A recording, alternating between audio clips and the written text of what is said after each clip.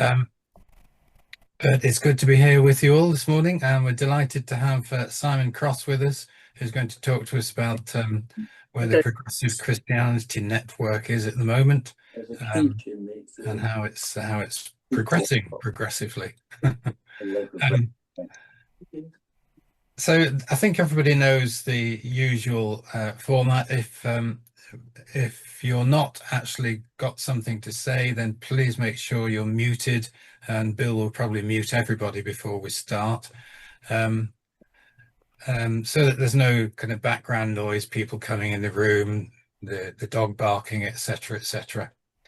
And then we're going to follow our usual format, which is to have a little quiet time at the beginning, followed by our first talk, introduction to the speaker, and a first talk, and a breakout room so we can have our conscious conversation. And then there'll be a short break, and then we go into the second talk from our speaker, and again breakout rooms, then a final kind of discussion together, and then we close with a closing intention. So it's the usual format, and there's one or two new people here with us, I think, this morning. So very welcome to you. Great big welcome to you. It's nice to have you join us. So I'm going to hand over to Jenny for a moment, who is going to lead us in a short group alignment, and there's going to be a bit of quiet music as well. Thank you, Don, and thank you, Bill. So the candle is lit, and with hearts and minds prepared, we come into alignment with one another, physically distant, yet unified in the here and the now. Become aware of the consciousness of the group, as together we seek to build community, drawing on diverse sources of wisdom for our spiritual journeys. We reach out to support and encourage one another in gaining insights in the search for understanding. Be still. Be present as you take your attention to your breathing, an easy rhythm of breathing. Breathe in the breath of that which is in all things, and may the breath breathe in us. Breathe in the spirit of that which is in all things, and may the spirit dwell in us, in the here and the now, and the present moment. Thank you, Don. We're going to start now with our first talk from our speaker. So a warm welcome to Simon, and just a little bit of introduction to who Simon is. Simon's the chair of the Progressive Christianity Network. And to quote from the Progressive Christianity website, Simon's an ex-evangelical, which I am as well. He's got a doctorate in process theology, which sounds a bit daunting, and has a particular interest in philosophical approaches to Christianity. He also has an active interest in interfaith issues. And for Simon, the way of Jesus is an intensely political path, leading him into an ongoing and active engagement with Christian anarchism, as well as the liberative traditions of Christian thinking, to which progressive Christianity owes a great deal. Now, I'm not sure what Christian anarchism is, but it sounds really interesting, and I suspect I might have been doing it for some time. Simon's first talk is, what are the aims of Progressive Christianity Network, and how does it respond to our present challenges? So that's pretty wide description of the first talk. So over to you, Simon, and welcome. Thank you, Don, and thank you all of you for welcoming me to this. I should say we were very pleased to have had a talk from Don a few days ago as well. So I'm very happy to be sort of returning the favour, as it were. But I do want to talk a bit, since you've asked me, about PCN, Progressive Christianity Network. And I can see just from the names on the screen that there is a bit of crossover, as it were. Some names that I recognise from PCN circles, others obviously that I don't. So I'll talk a little bit about what PCN is, as not everybody here will know that, and then a little bit of discussion about what what I'm describing as progressive Christianity before we go into the aims and the response to challenges. So PCN is a network of people.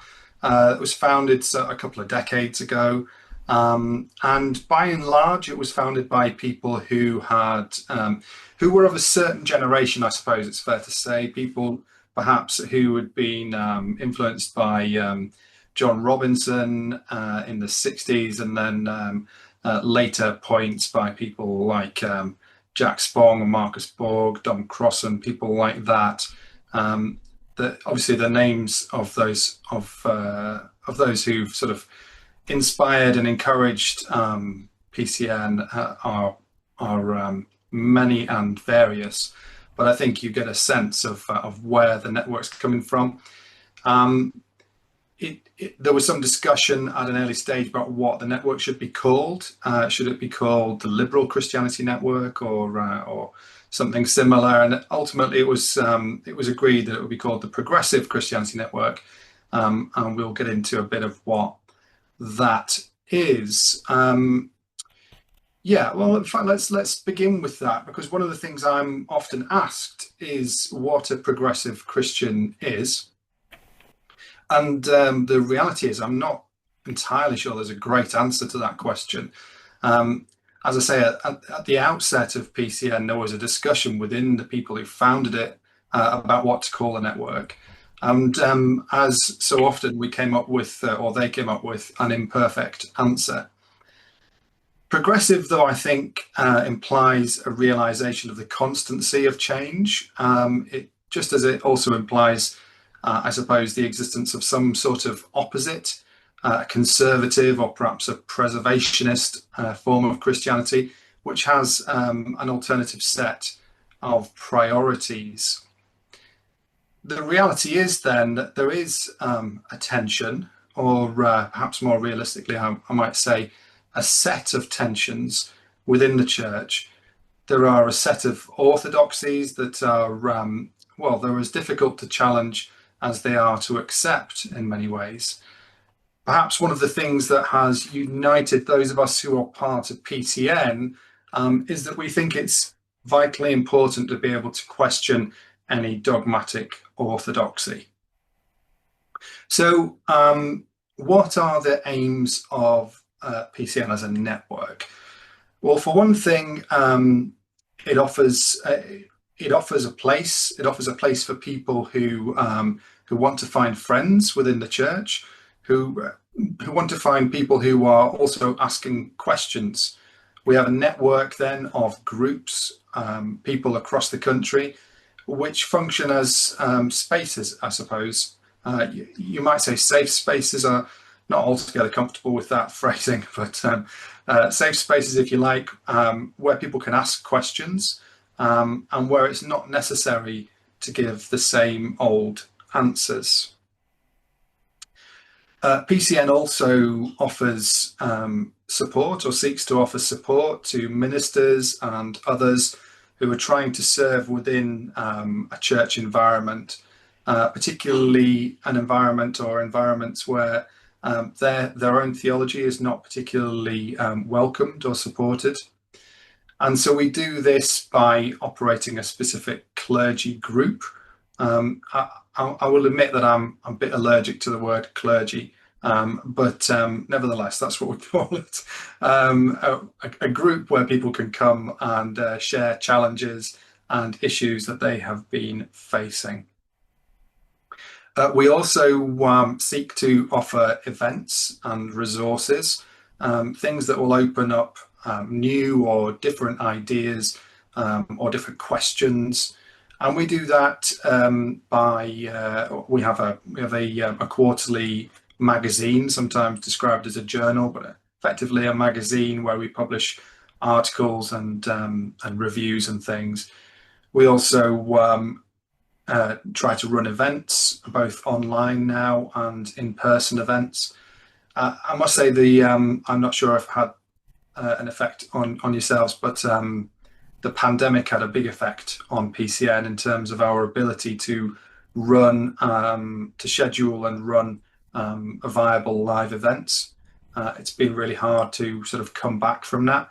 I think we are on the road to coming back from that, but it's been a real tough one. Even now, we find people struggling to get out to things that we put on. We also seek to form a wider network with organisations who are working in similar fields. So to do that, we align ourselves with groups that campaign on sort of special interest causes. So, for instance, we work a lot with groups that work in LGBTQ plus matters, for instance. So we work with groups who are focused on inclusion of different sorts, or the role of women in the church, those kind of things, things that you might broadly describe as progressive issues. To some extent, also, we seek to advocate for causes that relate to the concerns of our members. This is challenging. We don't always, within the network, we don't always speak with one voice on issues of the day. So we make it our priority to try and keep space open for people to develop and consider their own positions, to perhaps to disagree well, I might put it that way. So that, I suppose, brings me to the question, how does PCN respond to the challenges that we face in our present day? Before I try to answer that question, I thought it might be helpful if I outline some of the challenges that I perceive. I'm going to name 5 challenges, and in discussion or in other fora, you may wish to articulate other challenges as well. I did hear some discussion of ecumenism. I'm a minister within the United Reformed Church, and that was founded in 73 as a kind of ecumenical project, the Great Ecumenical Hope of bringing all churches together, which, as I have to say, not worked out yet, if it ever will. But yes, there's all kinds of challenges that we face. So let me name 5. The first one that I wanted to bring out is what I would describe as institutional marginalisation. Institutional marginalisation. What I mean by that is progressive voices often remain underrepresented in denominational leadership, in theological education, in liturgical resources. As someone once said, may have been Marcus Borg, or he may have parroted it from somewhere else, but the church is a bit like a swimming pool. The majority of the noise comes from the shallow end. So the day-to-day reality is that many, and perhaps I should say, in my opinion, many or most churches still default to traditional frameworks, traditional language. They still default to a position that resists inclusive language. They still default to a position that resists queer affirmation or post-colonial critique.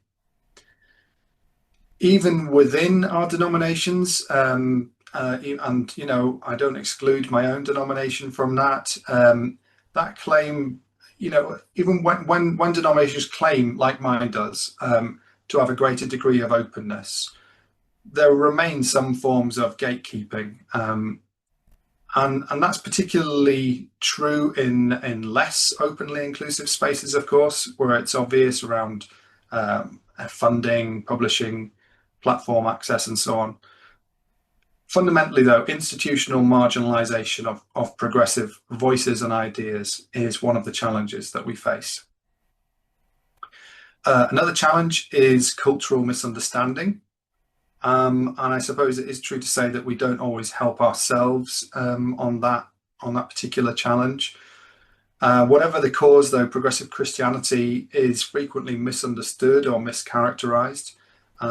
It may be described as a watered down faith, or just more plainly as heresy.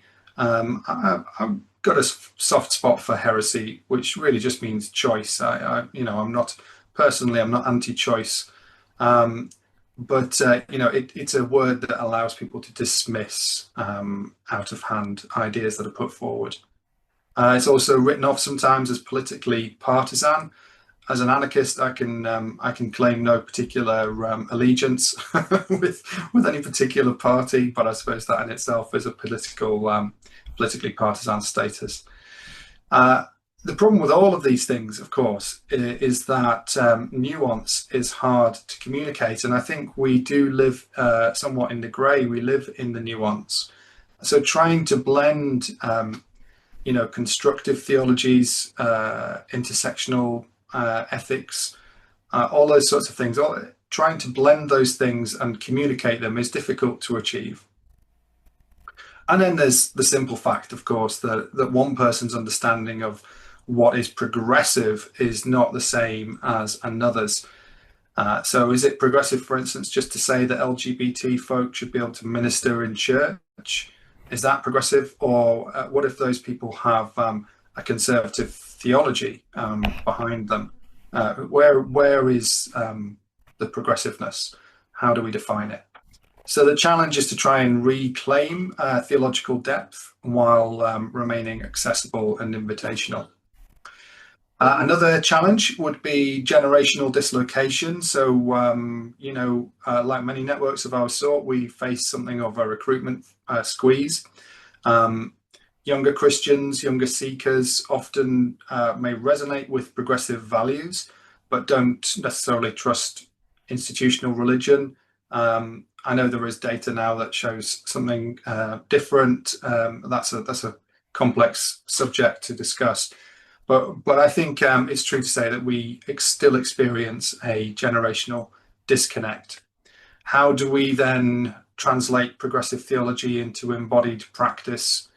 Can we develop rituals? Can we develop communities? Can we develop aesthetics that feel and communicate authenticity, feel authentic and communicate authenticity? Are we even equipped for such a task? So that's generational disconnection is one of the challenges we face. Another one would be theological fragmentation. People who describe themselves as progressive Christians come from a wide spectrum within the church, from the sort of mystical end to a much more political or this world end of things, from poets to prophets, from people who describe themselves as affirming evangelicals to people who would describe themselves as dyed-in-the-wool liberals, and everything between and beyond those two poles. So without kind of shared liturgical anchors or doctrinal cohesion, and we do have within PCN we have 8 points which we use to describe progressive Christianity. I'm not sure how much longer we will maintain those, but without a kind of very clear set of descriptors, it becomes difficult to articulate what our theology is. A fifth challenge would be, and we could definitely articulate more challenges than this, but the fifth challenge I'll say today is resistance to change within the church. The most well-meaning congregations can resist shifts in almost anything that seems to threaten that with which they are comfortable. So that might be language, it might be music, it might be theology. In my experience, people don't worry too much about theology if they're happy with the language and the music, etc. But what they do resist is things that challenge inherited norms. And those are just 5 of the challenges that we as a sort of network, a dispersed network of people face. So the question was, how do we face them? And I think the simple answer to that question is imperfectly. We seek firstly to form supportive networks. But, you know, we live in a time of, if not quite perma-crisis, something close to it. Now, that's nothing new. You know, Jesus operated in a similar, worse, in fact, climate. But his answer to that was to form communities of resistance wherever he went, places where love and sharing were prioritized. I think at best, that's what our groups do, something similar to that, albeit on a much smaller scale. It's our aim then to provide a platform, to provide resources, to provide support and encouragement to people as they address these issues in their own contexts. As a network, we've got a range of members. We don't speak for them. We seek to support and inform them so they can speak for themselves. My last point is that there are voices within PCN which would like us, for instance, to take a more directly aligned political stance, for instance, on political views to do with environmentalism. What we seek to do and what we continue to do instead is to platform the voices of those people working in the field. We seek to do some of the theological work that undergirds those questions. And we see our work then as bringing to light progressive theology that will help us steer away through the challenges of the contemporary world. We don't try to supersede churches or other groups. We don't seek to speak for the network of groups either. We aim to support people on their journeys through the challenges that the world presents. And I think I'll stop at that point, and I hope that's okay. So, Don, I think, is it back to you?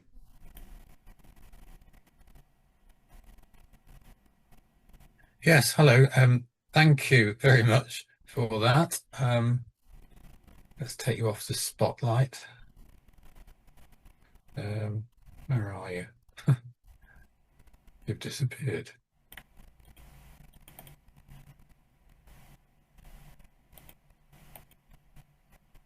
Yeah, we've got a few minutes. So if anybody has a sort of burning question that they'd like to ask before we go into our breakout rooms, please do shake your hand or use the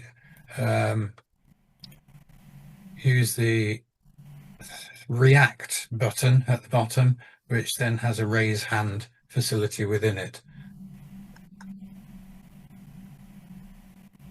So, oh, there we are, found it.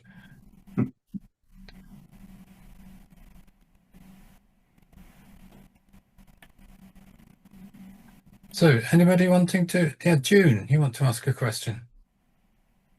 Yes, when you were introduced, Don introduced you as a process theologian. I wonder which current process theologians you're actually drawing on now in that area. That's a good question. Catherine Keller is one of the best theological voices, I think, around. And then there's a kind of ecosystem around within which she works, I suppose. People like Monica Coleman are in that world as well. My good friend Tom Ord is in that world. He's not necessarily a process theologian, but an open and relational theologian. But we're all drawing very much on the same kind of stuff. As we sort of start to scrape back, you can't get anywhere really without talking about John Cobb, who's the great sort of environmental and interfaith and into spirituality theologian. Just a wonderful communicator, John Cobb. And John, who died at age 100, I think, very, very recently, he drew directly from the kind of process philosophy that underlies all of this, the idea that we are not individual beings, but we are organisms, and this idea that really excuse me, we shouldn't be talking about being, but we should be talking about becoming. We are all constantly in the process of becoming. Every moment as it perishes, also a new moment begins. So yeah, sorry, I'm starting to monologue, but yeah, it's those kind of people that I draw on, and yes, very interested to hear others if you have particular suggestions. I was interested in have you adjusted your liturgies to use godding as a word, to use um, uh, process words rather than nouns and so on? Because it's one thing to have it as a theology, quite another thing, as I try to do, to introduce it into liturgy, which some people find exciting, but other people find terrifying. So thank you for that answer. No, not Better at all. instead of I love a lot. I'll just briefly answer that question. I work on the basis of what marketers call MAYA, M-A-Y-A, most advanced yet acceptable. So I try and tailor my liturgical writing for that, according to that methodology. So I do use process terminology, but I also try and couch it in ways that people, I think, will understand. And I try and take people on the journey with me. It's probably slower than it should be, but that's the way I try and do it. I think Linda has a hand up. Yeah, Linda. You're muted still, Linda.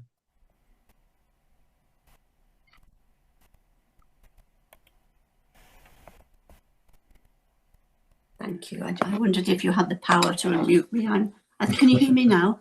Yes, we can hear you. Oh, thank you so much, Simon, for that. I'm not a theologian. I'm part of Living Spirituality Connections as an organisation. The question, I think you must have touched on it in the response to the questions you've had, but I've written down that you're trying to bring to birth progressive theology for these times. And I just wondered about, gosh, what is your process when you say we? How are you going about trying to bring this new theology? Have you already touched on that really in terms of your Maya, was it ways, or is there some sort of a dwelling in the nuanced muddle that we're in that births something new that you are then writing, articulating, spreading? Or are you, as you've just described for June, drawing on other theologians and doing the best you can, really? Yeah, thanks for that question, Linda. Yeah, I operate in a number of different ways. So in the first place, I am I'm a church minister. So I'm working with people day in, day out. Mm-hmm. I'm writing liturgy every week. I'm preparing Bible reflections every week. And so one of the things I do is that as partly this is an economy of effort issue, I publish a weekly reflection on the lectionary gospel text. I use the lectionary. The only reason I do it is to sort of make sure that I'm not kind of just going off on my own hobby horse. But I use the lectionary as a tool for me, and I publish. I have a Substack page where I publish what I could describe as a progressive reflection on the lectionary. It's always the gospel passage, pretty much. And when I do that, what I'm communicating is informed by process theology, but also very much by kind of a political approach to the person of Jesus and to the ministry of Jesus, and a literary and narrative-based approach to the texts themselves. So I publish, I practice, and then I also work with others in a couple of different ways. This is beyond PCN, really. So one of the things I do is I'm a research associate with a theological group, which just allows me to sort of keep my kind of hand into sort of contemporary theological work. And then I also sort of work alongside others like my friend Tom, who I mentioned earlier, to try and bring people together to so in June this year we had the first UK gathering of people who are interested in open and relational, including process theologies. So we brought a number of people together to look at different aspects of that, and so yes, it's trying to sort of trying to work on a number of different fronts. But really, my main concern is with people, and so my majority of my work is pastoral and ministerial, and so yeah, in that sense, the kind of most advanced yet still acceptable approach is the one that I take. But it's a balancing act, and again, it's an imperfect thing, but that's how I try and do it. Thank you, Linda, for the question, and thanks, Simon, for an interesting answer.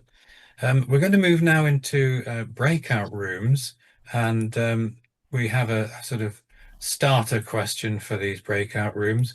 And the starter question for today is here on your screen. How can we reinterpret Christianity for today, and for whom are we doing it? So how do we reinterpret Christianity, and for whom are we reinterpreting it? Interesting thought. So Bill, you're going to put us into breakout rooms. Hello, everyone. I think we're all back. Thank you. I hope you all had some fruitful conversations. We're going to take a short break now, and well, for about 10 minutes. So I'll bring up a little screen to just say that that's what we're doing, and we'll see you back here in about 10 minutes' time.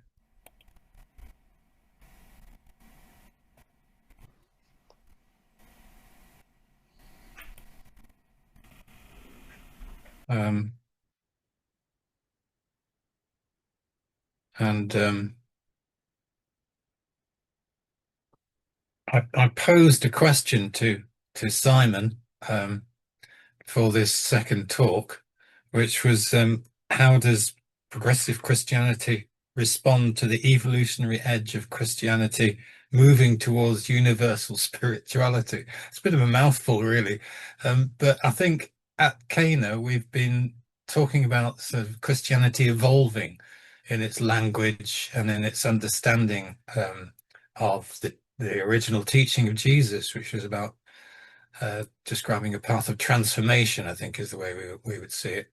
It's not about being saved for some future glory. That's the direction the church took it. But Jesus's original teaching was how to be transformed into love in the world now.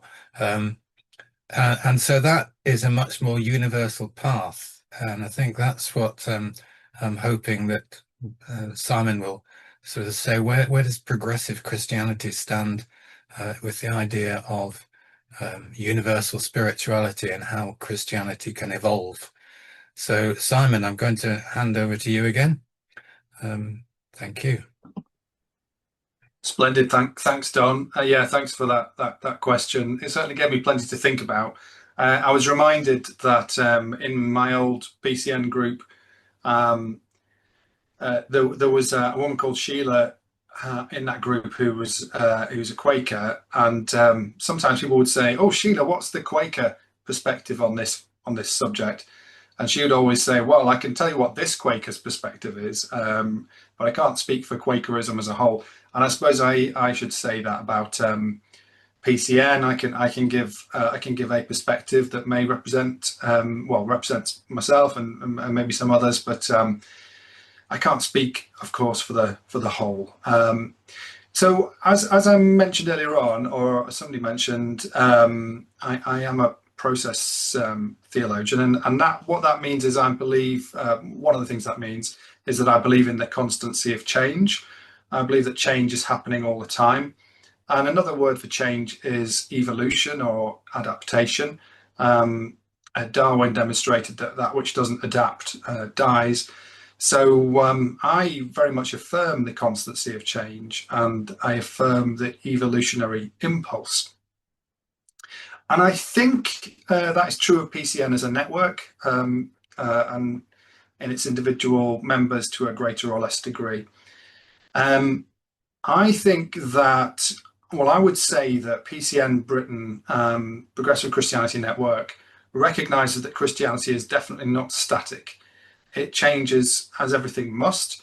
It evolves in dialogue with things like culture, science, and crucially, global wisdom.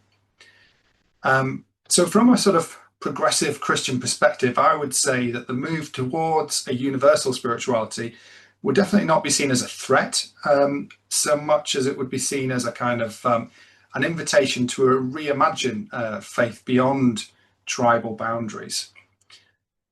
Progressive Christians generally would affirm that the Spirit moves through all traditions. How they would characterize the Spirit may be different from place to place, but I think they would recognize the importance of all traditions while still valuing the distinctiveness of the Jesus story. I mentioned briefly the 8 points that we currently have, and one of them says we honor the path of Jesus while recognizing the validity of other spiritual paths.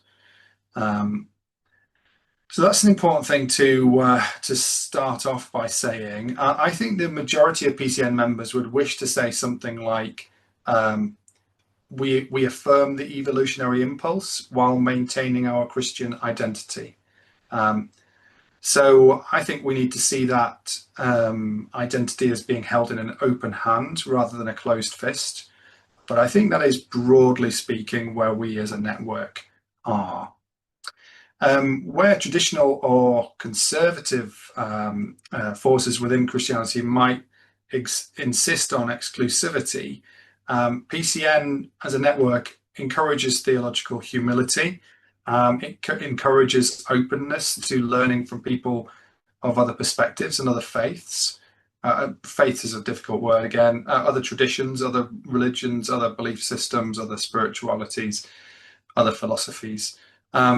The evolutionary edge, or the move or the impulse towards a universal spirituality, I think that's welcomed within a broader conversation about meaning, about ethics, about transcendence, about the divine.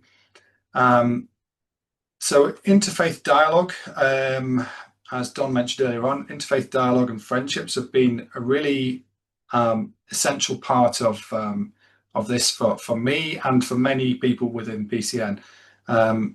So speaking for myself, insights from Buddhism have been important, as to some extent what you might describe as the sort of a wider Eastern approach to understanding spirituality.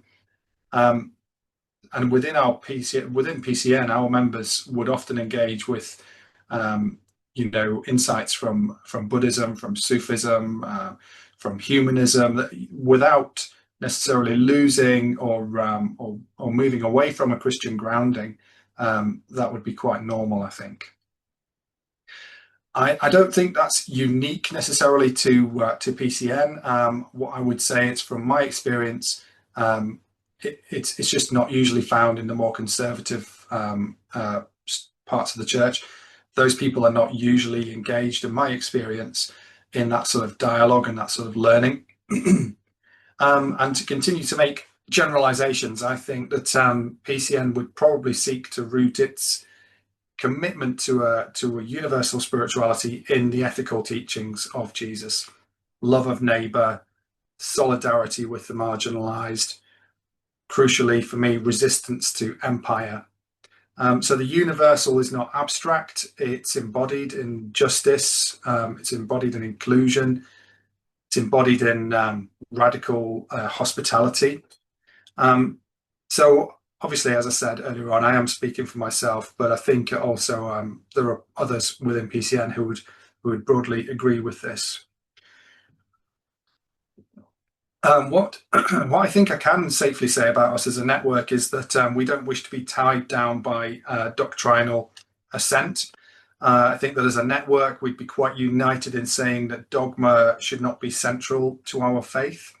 My view is that that aligns with the universal spiritual turn, and that's something, to my mind, that prioritizes lived encounter, prioritizes awe, prioritizes personal and communal transformation. Drawing more broadly from various different sources, whether they're kind of theologians or others, there's a lot of people still draw from the existentialist theologian Paul Tillich. You'll often hear people within sort of progressive or PCN worlds speak about the divine as being beyond words. Many of us are, welcome sort of mystical, poetic, and contemplative expressions of faith. I think that one of the places that we perceive the evolutionary edge to be most obvious is in the movement towards spiritual development, which has latterly been characterized, or most recently been characterized as, by using the words deconstruction and also reconstruction.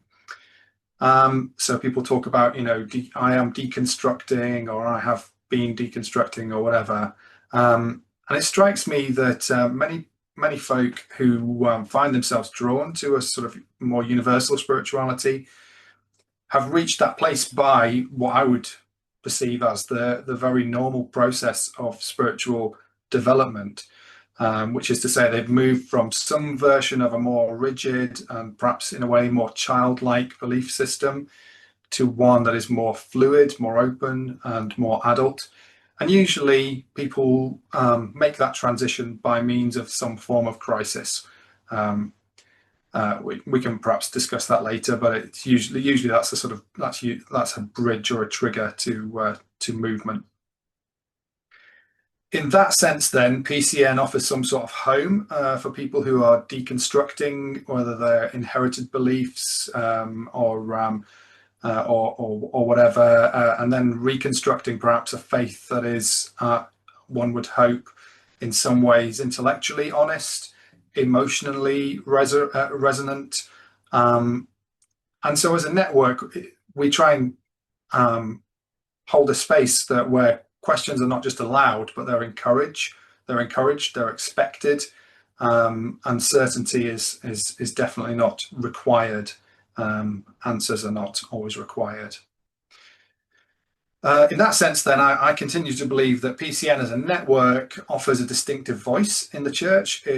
We are the largest progressive membership network in the UK.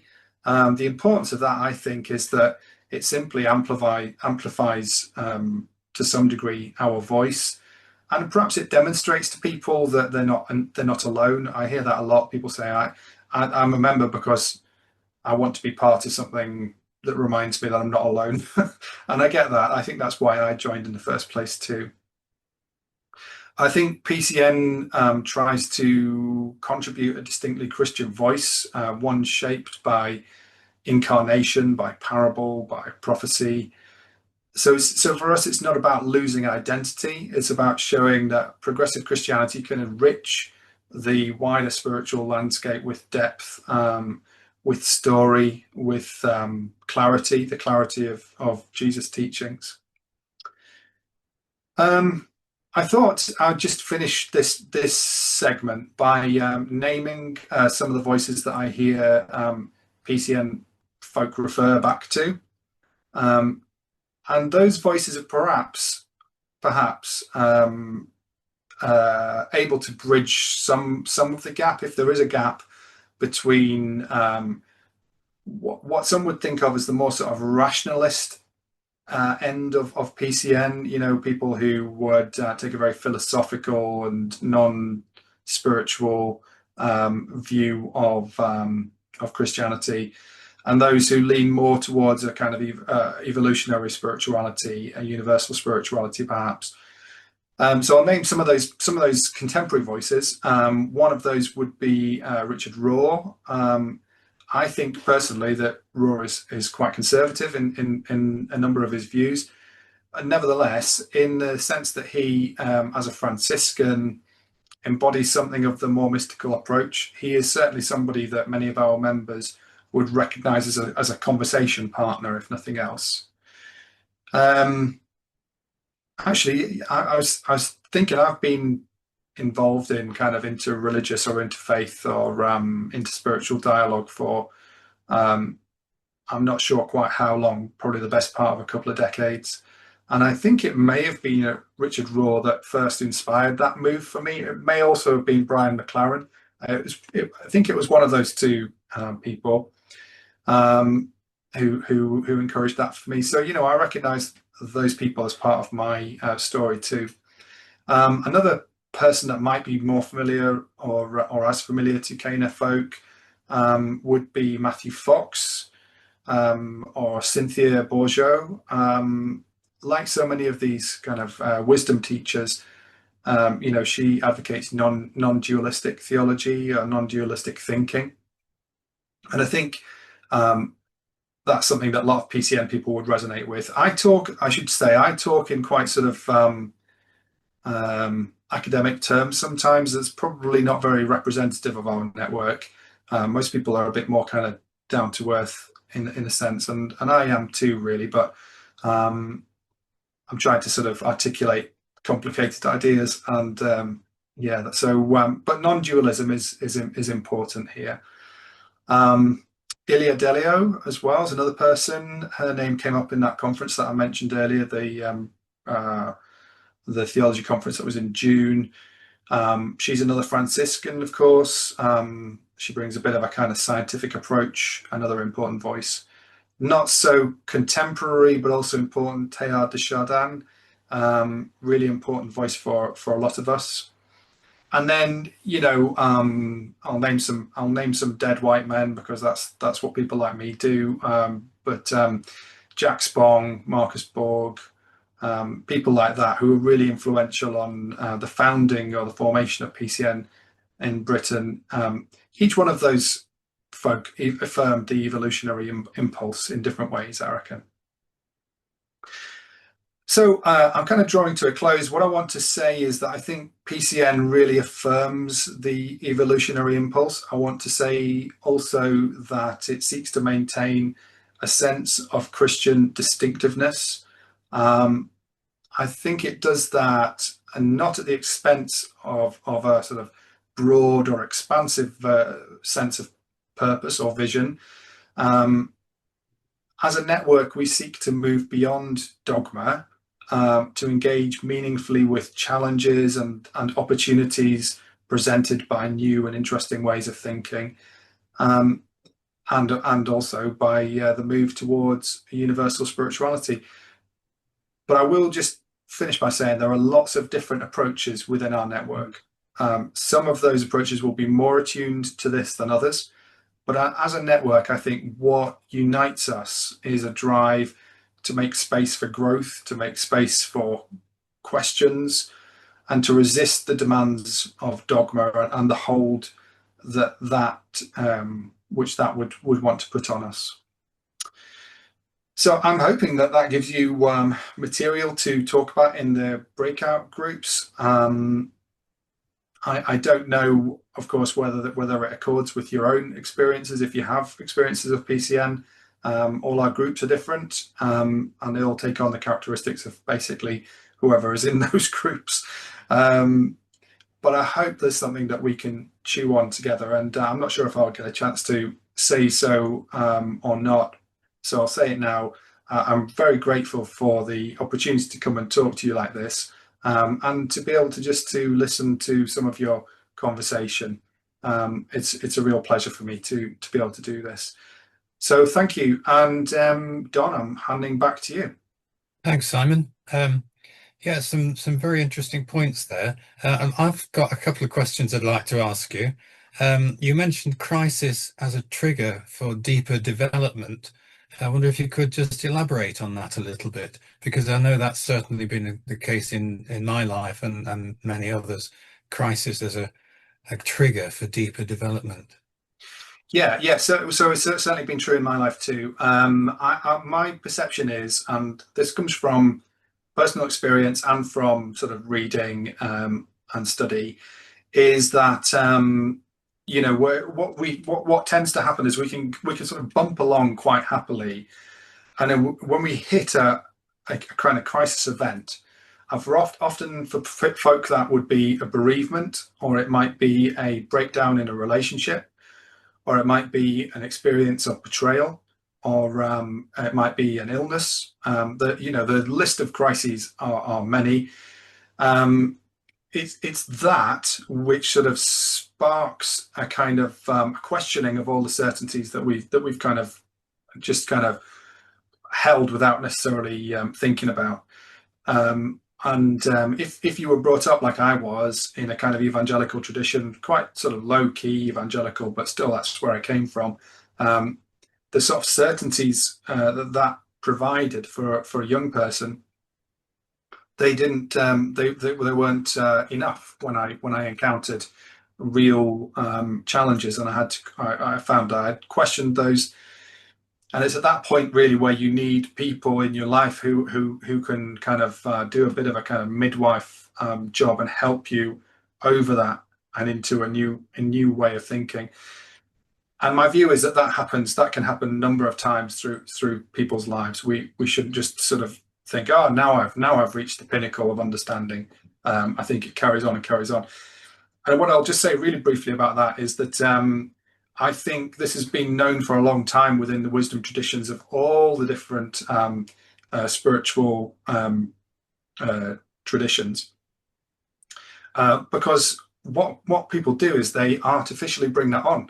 So in fasting, in pilgrimage, in various of the other spiritual sort of disciplines, what we find is this kind of manufactured point of challenge, which is effectively a kind of mini crisis, where you are forced to engage with some of the things that have gone unquestioned in life. And so that's certainly my experience, and it maps onto whether it's Fowler's spiritual development, or a number of writers have done the same thing. But it's also, if you look carefully, it's maps onto sort of broader pictures of human development as well.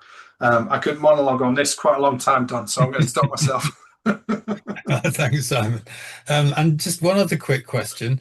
You've not mentioned it, but what is Christian anarchism? How would you explain that? Okay, yeah, sure. In some ways, I would describe myself as a bit of a reluctant anarchist, in the sense that I'm a communitarian. I believe in working together and in kind of communal responses to things. As a younger person, I'm nearly 50 now, so I'm still, I know, relatively young. Well, depends who you ask. If you ask my children, I'm not. But anyway,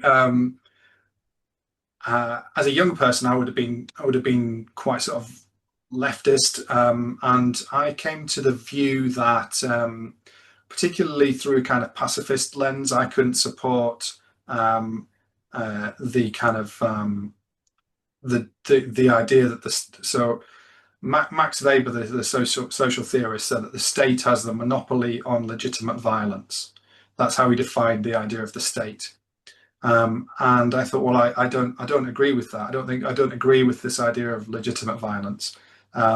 So in that sense, I don't really agree with the idea of the state. And then as I thought more about that, I thought, well, I don't think the Christian tradition really upholds the idea of the state. This idea that there are borders which are really just sort of lines on a piece of paper. There is no border there really. There's just air. So I kind of found myself moving away from the sense of the sort of the basis that you could have these kind of entities that would be nations, and that would be legitimate for one nation to go to war against another nation. So that all that kind of pacifist stuff led me into a kind of anarchist position, as I say, somewhat somewhat reluctantly to. But then the more I thought about it, the more I realised actually, yes, you know, this accords much more clearly with my understanding of Jesus, of the way that he operated, of the way that the Christian, if you like, the root of the Christian tradition is. But there's just a reality that I've been a community worker for a large part of my life, and you have to work within the parameters that are there. So I spent most of my life living in deprived communities, economically deprived communities, and you know the reality is that whether you're working with UKIP or the Brexit Party or the Labour Party or whoever it was you're working with, most people just want to get the dog poo off the pavements and stop kids with motorbikes running old people over and that sort of stuff. So you know there's lots of mess in there. But yes, for me personally, I would affirm an anarchist position. Oh, thanks, Simon. It's interesting perspective on it all. Well, we've got plenty to think about, and I'm going to share the screen again with the question that we've got for the next breakout rooms, which is this one coming up. What is your understanding of the idea of universal spirituality? And that could take us off into any direction. So what's your understanding of universal spirituality for you, not for everybody, but for you? So Bill is now, I think, going to put us into our breakout rooms. We really now have some time for a sort of whole group session, feedback, questions, comments, etc. That maybe Simon can field if he's feeling up to it. So it's kind of over to you really now. If you want to use the raise hand facility, which, as I say, is under the react button, that would be useful. But even if you were to just wave a hand, I'm sure we could manage somehow. But yeah, anybody got any feedback from the breakout rooms, or a question they want to ask, or a comment they want to make?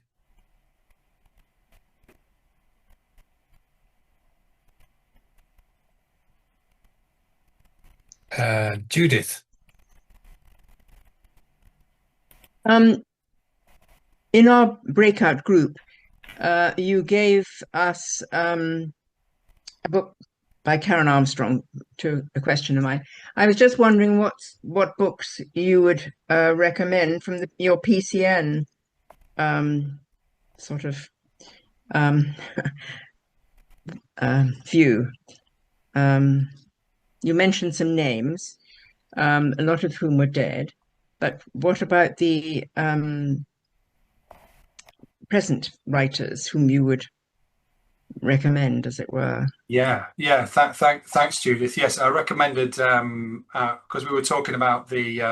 I understand you've had a session previously about the kind of the golden rule or the golden thread of wisdom teaching that basically boils down to treat others as you would wish to be treated. And so I recommended. I was talking about how that comes from a period of time known as the Axial Age, sort of 800 to 500 BCE.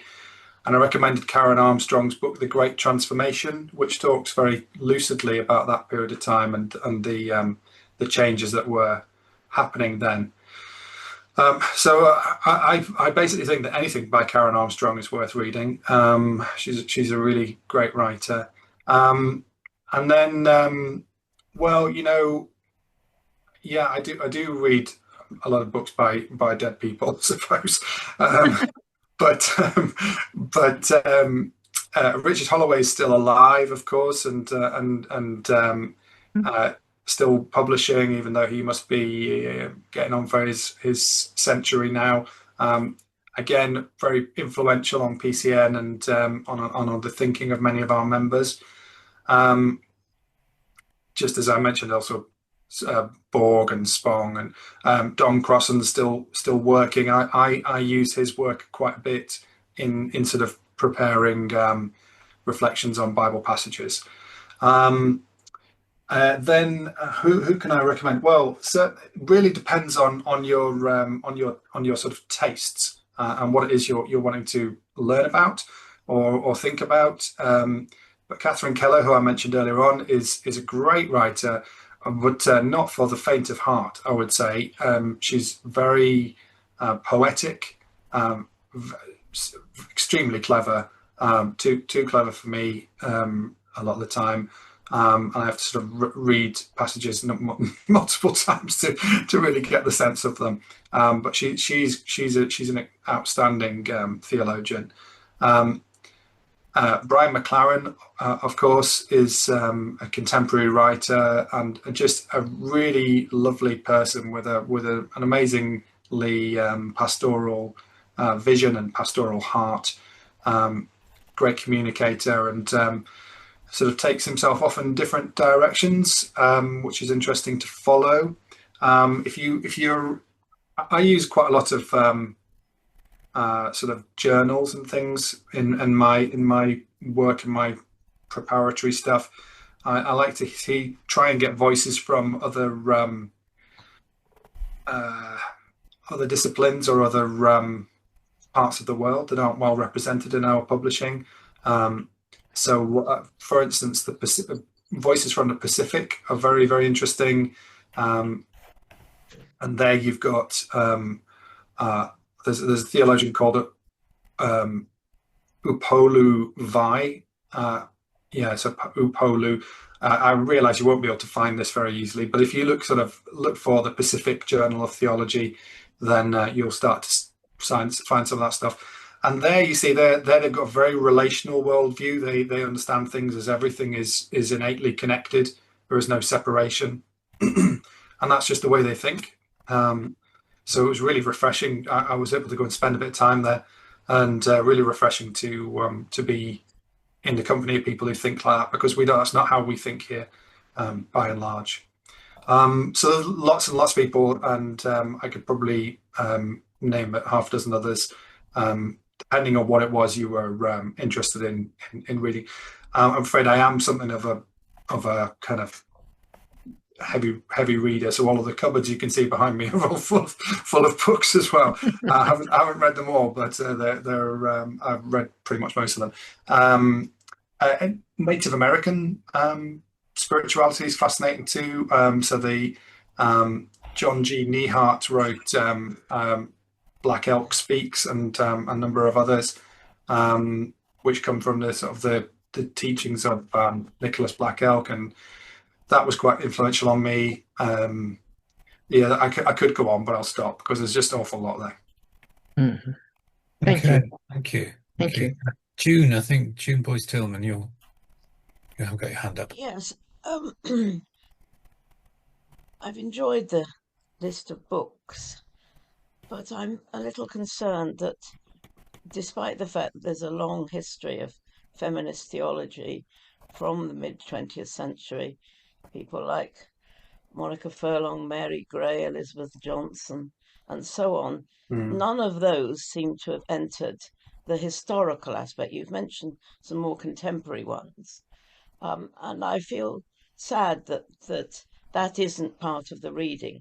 And it seems that line of theologians has been ignored in a sense, not only by you, but by ordination training and by the church in general.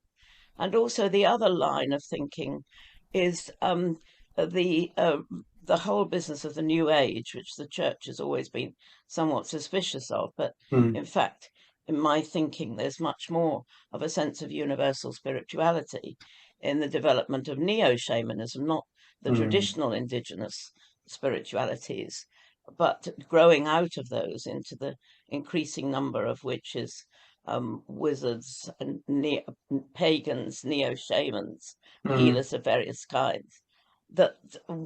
Where does Christ sit in that, and where does universe sit? So the two questions is, why is the line of feminist theologians, the dead women as well as the dead men, not there? And also, what about the engagement with the so-called New Age with its rediscovery. We don't need to look backwards with Karen Armstrong, although it's interesting. We can look now where current fusions and so on are going on. So those two areas, I wonder if you can address those in your thinking, please. Yeah. I certainly try to. It won't be fulsome, I'm afraid. But yes, I agree. There's, feminist literature is not well enough represented. I personally read quite a lot of social science, so I'm from a sort of social science background, and I do think that within ordination training, feminist voices were given quite a lot of priority, as were other intersectional voices.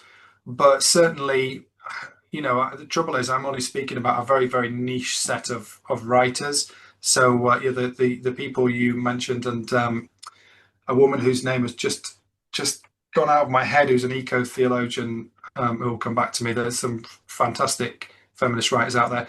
Are they well enough represented? Arguably not. One of the things we try and do in PCN is to ensure that we are representing a range of identities and views, not just the sort of dead white men that I've studied since I studied theology, since I studied sociology years ago, when it was all dead white German men.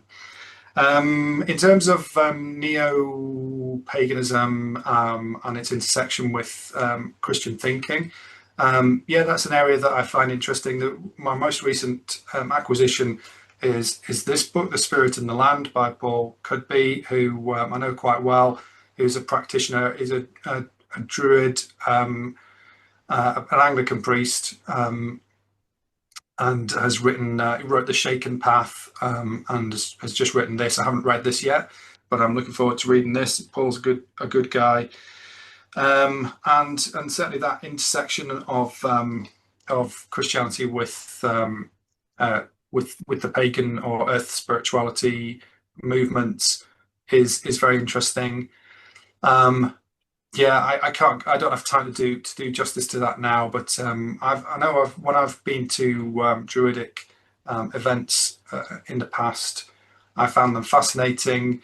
A friend of mine, I remember a friend of mine saying, if you thought all the hippies were gone, just go to a Druid festival and you'll find they're all still there, and it's true, they were. But yeah, brilliant work being done in various places, but the world is awash with clever people doing interesting stuff, and I can only ever sort of scrape the surface of it. I apologise. I do need to apologise and say that in 2 minutes I'm going to have to leave because I've got to go and take part in another event. But I don't know if there's one more question that I can answer before I do. I think we've run out of time, really, because we want to have our closing intention. So thank you, Simon, for fielding those questions. Sorry if anybody's not had time to ask. But over to Jane Upchurch, who's going to just tell us about our closing intention. Hello, yes. So normally at the end of a CCC, to gather us all together, being aware that we do have a group consciousness, we've been meeting and sharing, and we exist as a group as well as individuals, so that we're going to hold an intention together. It's a bit like a prayer, but it has power between all of us sharing in this together. And what we're going to hold together today, if you could put it up on the screen, please, Don, is, as Jesus said, may we all be one as the Father and I are one. May we all be one as the Father and I are one. So we'll just be quiet for a couple of minutes holding that intention.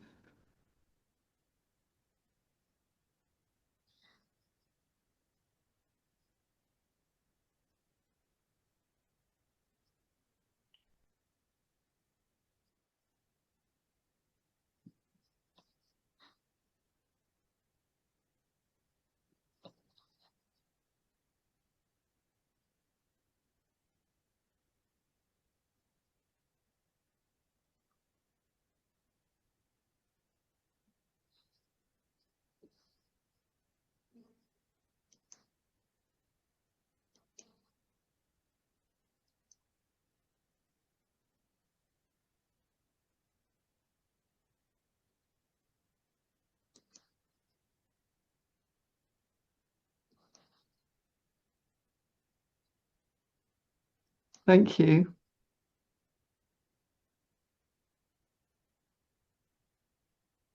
Thank you.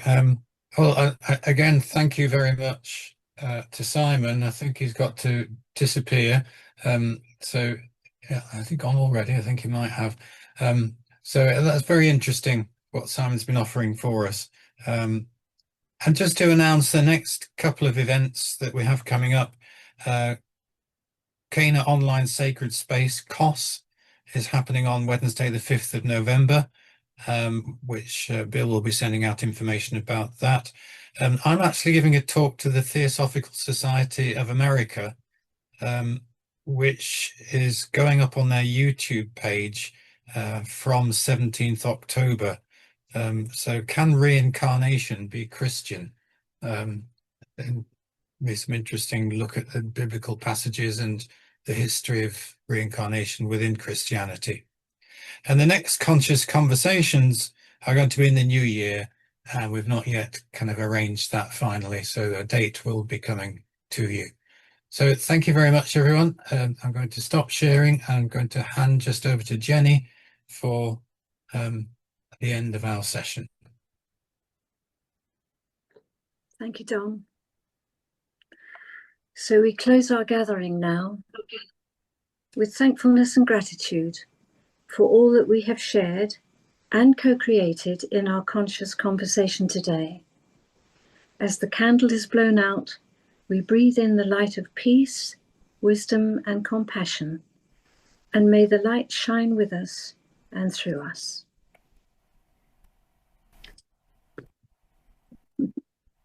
Thank you, friends. Thank you, Jenny. And thank you all for all your contributions in our conversations today. Thank you, and hope to see you again soon. Bye-bye. Bye.